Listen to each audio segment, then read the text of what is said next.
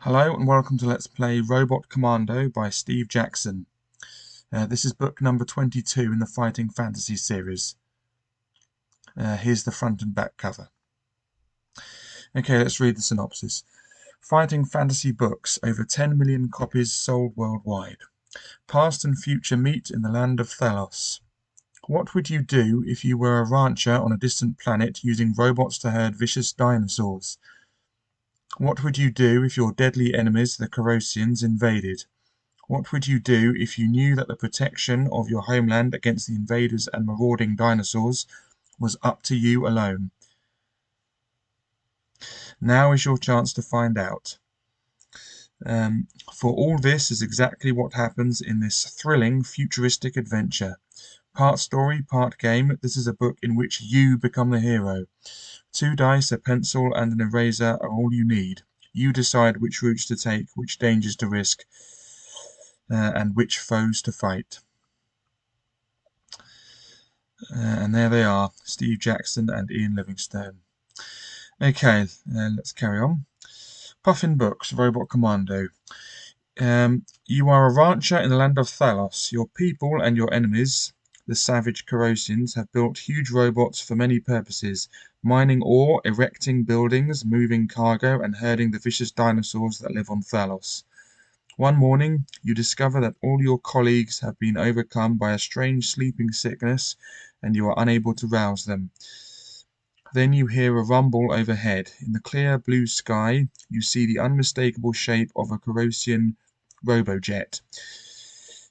You realize that the protection of your homeland against the deadly Corrosians and marauding dinosaurs is up to you alone. 2 dice, a pencil, and an eraser are all you need to embark on this thrilling adventure, which is complete with its elaborate combat system and a score sheet on which to record your gains and losses. Many dangers lie ahead, and your success is by no means certain. It's up to you to decide which route to follow, which dangers to risk, and which adversaries to fight. Okay, so this is book number 22. So we've done Trial of Champions. After this, I'll be doing Masks of Mayhem. I've already done Creature of Havoc, and I've already done Legend of the Shadow Warriors. That was fun. Anyway, Steve Jackson and Ian Livingstone present Robot Commando by Steve Jackson and illustrated by Gary Mays. Who did the cover illustration? It doesn't say. That's unusual. Okay, yeah, so illustrated by Gary Mays and by Steve Jackson. Dedicated to my grandparents E.B. and Bonnie Lairmore, with special thanks to the playtesters Monica Stevens, C. Mara Lee, Jerry Self, Norman Banduch, Jim Gould, Alan Varney, Creed, and Charlene Lambard. Lovely. Okay, here we go.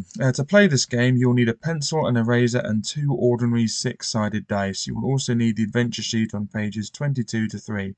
You are advised either to use a pencil when writing on the adventure sheet or to make photocopies of these pages to use in future adventures, or use a text file like I am. Skill, stamina, and luck. Before embarking on your adventure, you must first determine your own strengths and weaknesses. You must use the dice to determine your initial skill, stamina, and luck scores. On the adventure sheet, you will find boxes for recording each of these 3 scores. Roll 1 die, add 6 to this number, and enter this total in the skill box on the adventure sheet. Okay, let's do that now. Okay, okay, so roll 1 die. No. Yeah, go on then. Okay, so add 6 to this, and that gives us a 10. So let's put a 10 for our skill. Okay, roll both dice, add 12 to the number rolled, and enter this total in the stamina box on the adventure sheet. Okay, both dice, there we go. No, no, no, no. There we go, 10 or more. Okay, so that gives us 22 stamina, initial stamina at least, and luck. Roll 1 die, add 6 to this number, and enter this total in the luck box on the adventure sheet. I will put a time stamp, as they say, in the video description if you want to skip all this nonsense, but I always do it. It's never going to change, in case you're new to these videos, in case this is the first time that you've seen me do this or whatever. Anyway, so roll 1 die. And then, yeah, and then add 6. Yep, that's what I'm doing. Whoops, wrong button. Add 6. No. Yes. Okay, so we get a 10 for our initial luck. I usually like to accept 10 or more. You know, it's too low with 1. Anyway, for reasons that will be explained below, skill, stamina, and luck scores change constantly during an adventure. You must keep an accurate record of these scores. For this reason, you are advised either to write small in the boxes or to keep an eraser handy. But never rub out your initial scores. Although you may be awarded additional skill, stamina, and luck points, these totals may never exceed your initial scores unless something specifically occurs to change your initial scores. Your skill score represents your general fighting expertise, both with your weapons and when you are piloting a robot. Your stamina score reflects your general constitution, your will to survive, your determination, and overall fitness. Your luck score indicates how naturally lucky a person you are. The higher each of these scores, the better. Robots. If you are familiar with the Fighting Fantasy Gamebook series, you know most of the rules, but robots will be new to you. There are many different types of robots, and you will have a chance to pilot them all. You may use any robot you find, however, you may have only one robot at a time.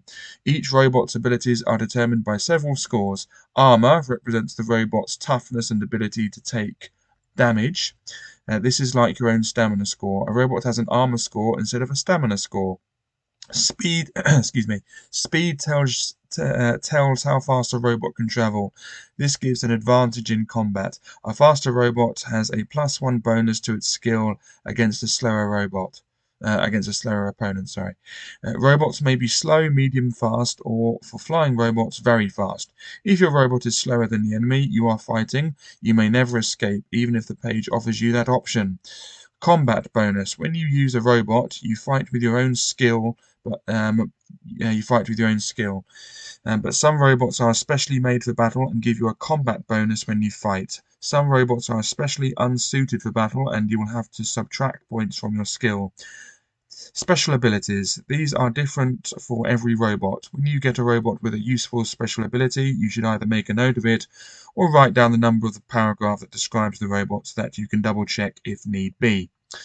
Possessions. At the beginning of the adventure, your only possessions are your sword and 5 medikits for curing wounds. As the adventure progresses, you will lose or use up some possessions and gain others. All possessions should be recorded in the adventure box on the adventure sheet. Unless the description of an artifact says specifically that it must be mounted permanently on a robot, you may carry all artifacts with you when you leave a robot. Excuse me. When you pick up an interesting artifact, you should make a note of the reference where you found it, just in case you have to check later to see exactly what it does. Note also that the names and model numbers of artifacts may contain clues. Always write down the full name and number of anything you pick up, including robots. Individual combat. You will often come across pages in the book which instruct you to fight a foe of some sort. An option to flee may be given, but if not, or if you choose to attack the foe anyway, you must resolve the battle as described below. This procedure is used when you personally face an opponent. For battles you fight while piloting a robot, see below on robot combat. It is the same system that is used in other fighting fantasy books. You can skip this section if you are already familiar with the rules. First, record the foe's skill and stamina scores in the first vacant encounter box on your adventure sheet. The scores for each foe are given in the book each time you have an encounter. The sequence of combat is thus: 1. Roll both dice once for the foe. Add its skill score. This totals the foe's attack strength. 2. Roll both dice once for yourself, and the number rolled to your current skill. Add the number rolled to your current skill score. This total is your attack strength. 3. If your attack strength is higher than that of the foe, you have wounded it. Proceed to step 4. If the foe's attack strength is higher than yours, it has wounded you. Proceed to step 5. If both attack strength totals are the same, you have avoided each other's blows. Start the next attack round from step 1 above. 4. You have wounded the foe, so subtract 2 points from its stamina score. You may use your luck here to do additional damage, see below. 5. The foe has wounded you, so subtract 2 points from your own stamina score. Again, you may use luck at this stage, see below. 6. Make the appropriate adjustments to either the foe's stamina score or your own, and to your luck score if you use luck, see below. 7. Begin the next attack round by returning to step 1. This sequence continues until the stamina score of either you or your foe has been reduced to 0. That's a redundant reflexive. We don't need yourself there. We only need you. You or your foe has been reduced to 0, death, or until you escape.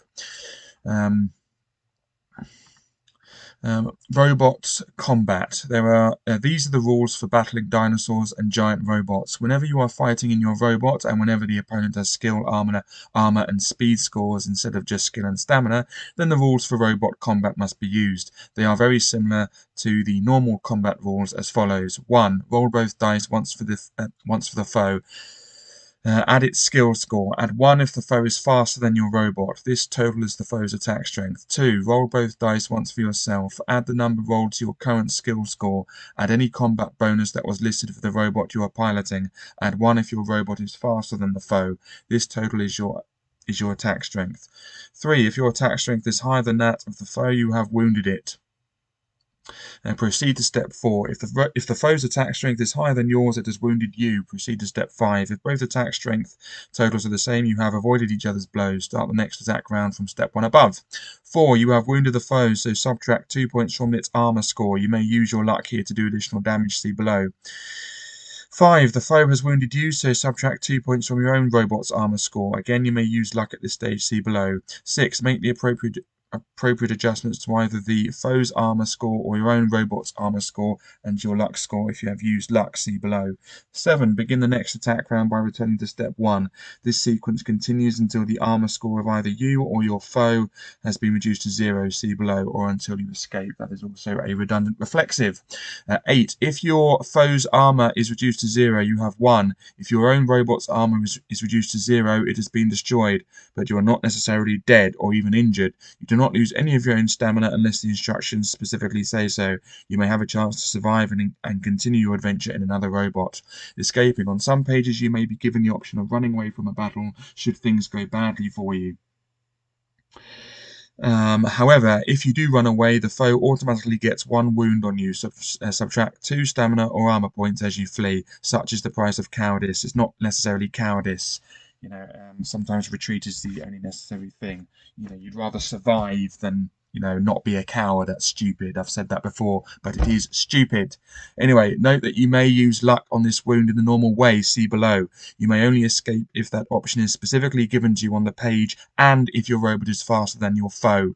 Fighting more than one foe. If you come across more than one opponent in a particular encounter, the instructions on that page will tell you how to handle the battle. Sometimes you must fight them all together. Sometimes you will fight each one in turn. Luck. At various times during your adventures, either in battles or when you come across situations in which you could either be lucky or unlucky, you may call on your luck to make the outcome more favourable. But beware, using luck is a risky business, and if you are unlucky, the results could be disastrous. The procedure for using your luck is as follows. Roll 2 dice. If the number rolled is equal to or less than your current luck score, you have been lucky, and the result will go in your favour. If the number rolled is higher than your current luck score, you have been unlucky, and you will be penalised. This procedure is known as testing your luck. Each time you test your luck, you must subtract 1 point from your current luck score. Thus, you will soon realise that the more you rely on your luck, the more risky it will become. Using luck in battles. On certain pages of the book, you will be told to test your luck and will be told the consequences of your being lucky or unlucky. However, in battles, you always have the option of using your luck, either to inflict a more serious wound on a foe you have just injured, or to minimize the effects of a wound the foe has just inflicted on you. If you have just wounded the foe, you may test your luck as described above. If you are lucky, you have inflicted a severe wound and may subtract an extra 2 points from the foe's stamina or armor score. However, if you are unlucky, the wound was a mere graze, and you must restore 1 point to your opponent's stamina or armor, i.e., instead of scoring the normal 2 points of damage, you have now scored only 1. If the foe has just wounded you, you may test your luck to try to minimize the wound. If you are lucky, you have managed to avoid the full effect of the blow. Restore 1 point of stamina or armor, i.e., instead of doing 2 points of damage, it has done only 1. If you are unlucky, you have taken a more serious blow. Subtract 1 extra stamina or armor point. Remember that you must subtract 1 point from your luck score each time you test your luck.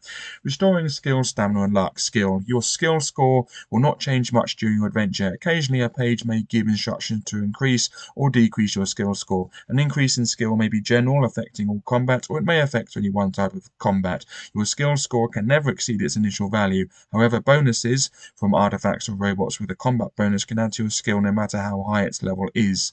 At the beginning of the game, your skill is the same in all situations. However, various artifacts may increase your skill for one type of combat, but not the other. For instance, a sword of high quality might increase your skill for personal combat, but not for robot combat. The sword is of no use when you are piloting a robot. Stamina. Your stamina score will change a lot during your adventure as you fight various foes and undertake arduous tasks. As you near your goal, your stamina level may be dangerously low and battles may be particularly risky, so be careful. When you start your adventure, you will have 5 medikits. Each medikit can be used to restore 1 lost point of stamina. Right, let's put that here. So let's put medikits.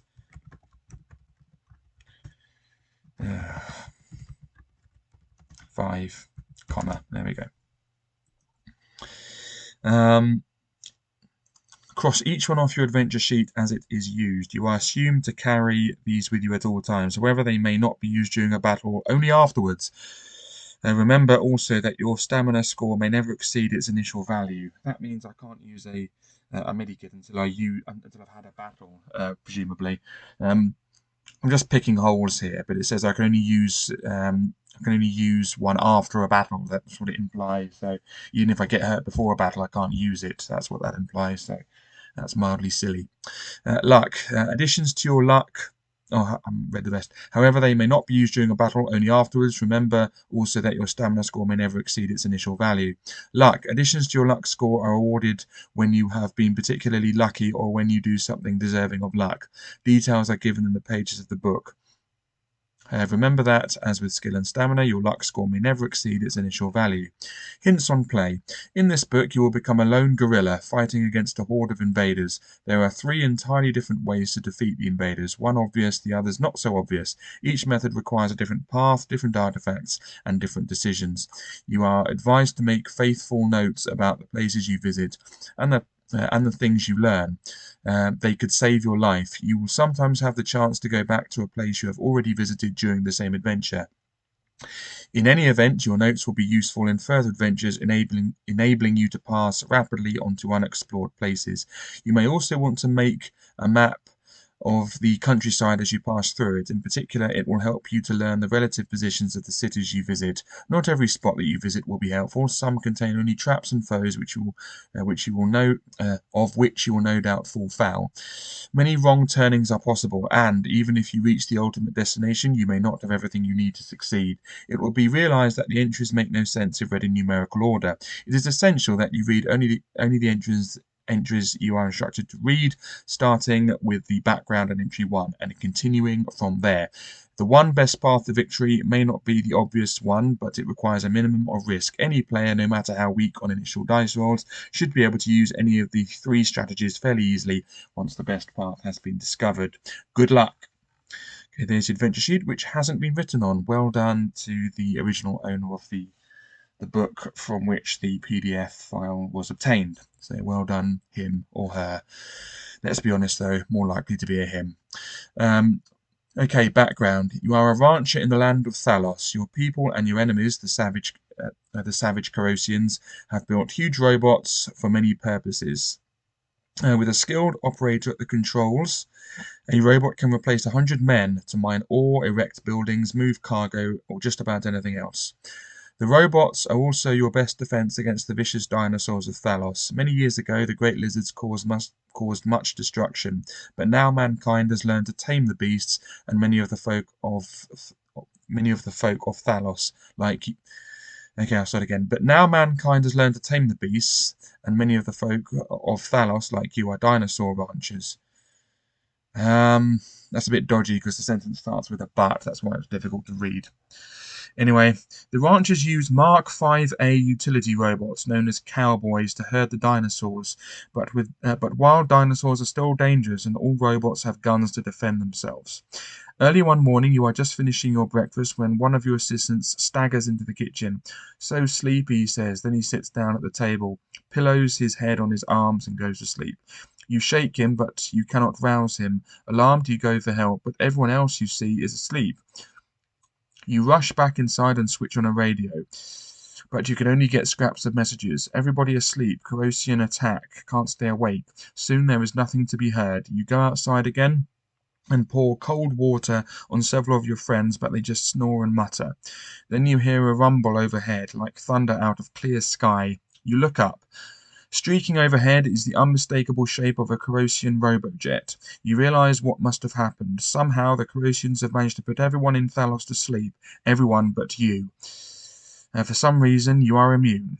Over the next few hours, you listen to the enemy communications and piece together the story. In the past, the Corrosions had steered clear of Thalos with its brave warriors and its many robots. Your land was too tough to attack, but Minos, their leader, hit on a clever plan. His spies spread capsules of a virulent sleeping sickness, and before long all Thalos was asleep. Soon you hear a broadcast from Minos himself, talking to his invading troops. An elite force of 1,000 warriors with hundreds of robots has invaded Thalos, but this is only the beginning. With the population helpless, Minos plans to loot your country. Its riches and its robots will be his. Its people will be sold as slaves, and only you can stop it. You know what you have to do. You walk back inside and buckle your father's old sword to your waist. Food will be no problem. You know supplies will be easy to find, but you pick up a supply of 5 medikits. Then you head for the robot parking area. Alone, you must defeat the Corrosion invaders and free your land. Now turn the page. Okay, paragraph 1. At the robot parking area, you stop and look around. There are several robots there, but only 2 seem suitable for long-distance travel. You study them both. If you want to take a standard cowboy walking robot, which is not fast, but sturdy and adaptable, turn to 24. If you would prefer a light flyer, which is very speedy and maneuverable, but not really intended for combat, turn to 47. Okay. Okay, we are going to choose the flyer, and we're going to turn to 47.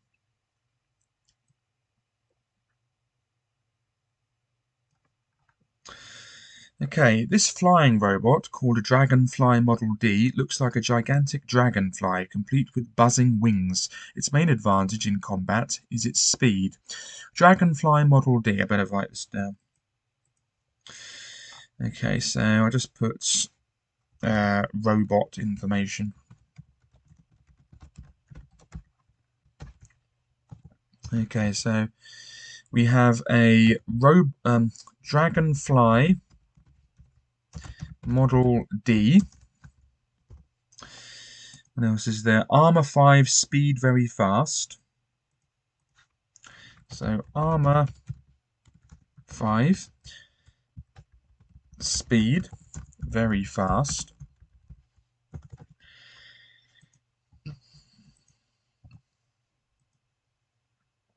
Combat bonus 0. Special abilities, okay. Just put combat bonus 0.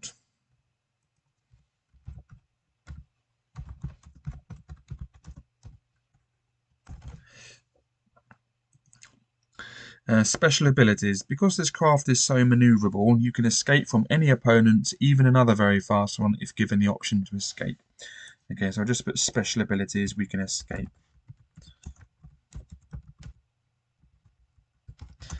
There should be a colon there. We can escape any other robot encounter. There we go. Okay. I would have picked even a fast one. So even another very fast robot. Whoops. Okay, jolly good. Let's move on. Okay, now you must choose a place to go. Turn to 70. If you change your mind and want to take the cowboy robot instead, turn to 24. Okay, so we don't, so we're turning to paragraph 70. Here we go. There we are. Now, what are you going to do? You know that, although there are probably Corrosians everywhere, their base is at the capital city, but you can't just charge in there and attack them with your little robot. You must prepare well. You must prepare well before you make your move. Fortunately, there are many cities in Thalos. You will be able to search the whole country for help, if need be, before you confront the invaders. 2 large cities are fairly close. If you want to go to the City of Knowledge, turn to 93. If you want to go to the City of Industry, turn to 209. Okay, we're going to go to the City of Industry and turn to 209. Here we go. You set a course for the City of Industry, a place of great factories and machinery. There, you reason, you might find a robot or invention that would give you an advantage over the invaders. If you are in the Dragonfly robot, turn to 265. If you're in the Cowboy robot, turn to 39. Okay, we're in the Dragonfly robot, obviously, so we're turning to 265. There we go. You are in the City of Industry. Normally it is busy and bustling, but now you see no life anywhere. Everyone is asleep, everyone but you. Where will you go in your quest for useful artifacts? The fuel refining plant, 10 to 105. The robot experimental center, 10 to 25. The tunnels underneath the city, 10 to 127. Just explore, 10 to 34. Or leave the city, 10 to 309. Okay, we're going to go to the Robot Experimental Center and turn to 25.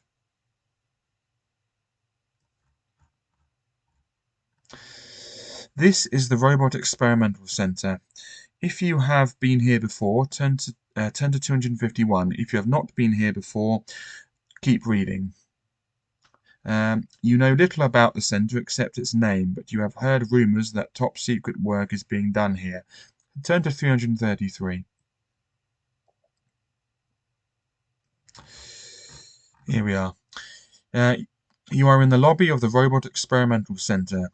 You read the directory and see that different sorts of work are being done on different floors of the building. Several seem interesting. Where will you go? Second floor, interface mechanisms, turn to 392. Third floor, weapons development, turn to 182. Sixth floor, amplifier project, turn to 20. 10th floor, Deuteronics, turn to 229, or leave the building and turn to 206. Okay, we're going to go to the second floor, which is the interface mechanisms, and turn to 392.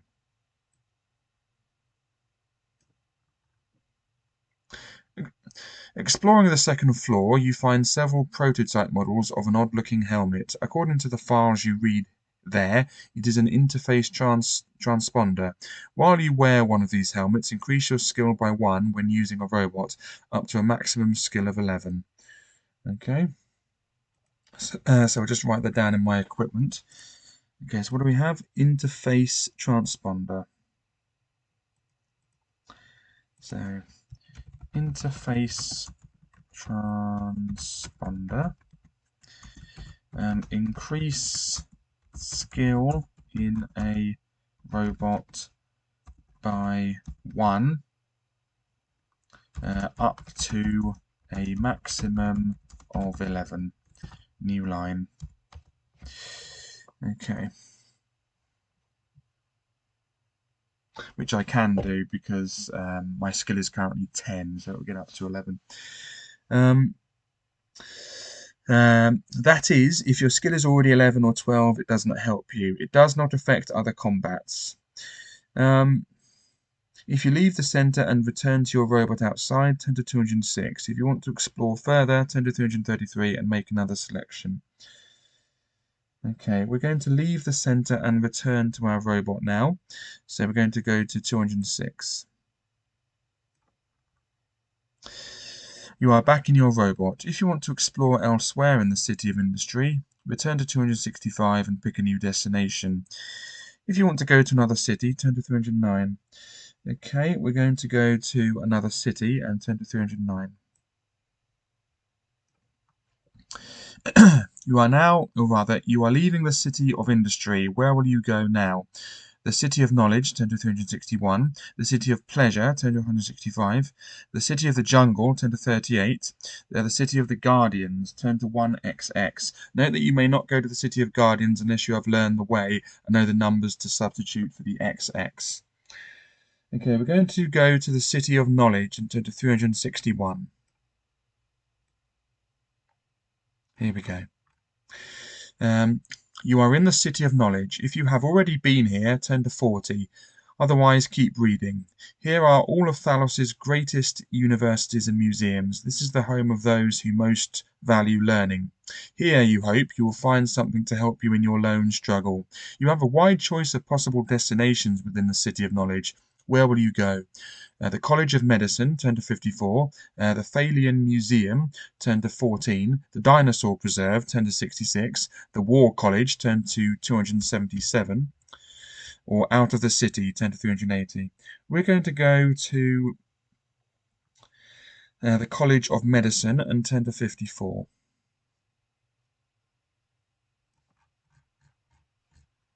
Okay, and here's where I end the video. Okay, so we're at the College of Medicine, so I'll put next paragraph 54, and here's the end of part 1. I will put in the video description, of course, when the background starts, when the first paragraph starts, if you want to skip that. But if you're already here, I suppose you've already skipped it or watched it anyway, so my saying that was completely pointless. Regardless, I'll do it anyway. Anyway, thanks very much for watching. Hope you enjoyed this, and hope you can join me for the next part. Goodbye.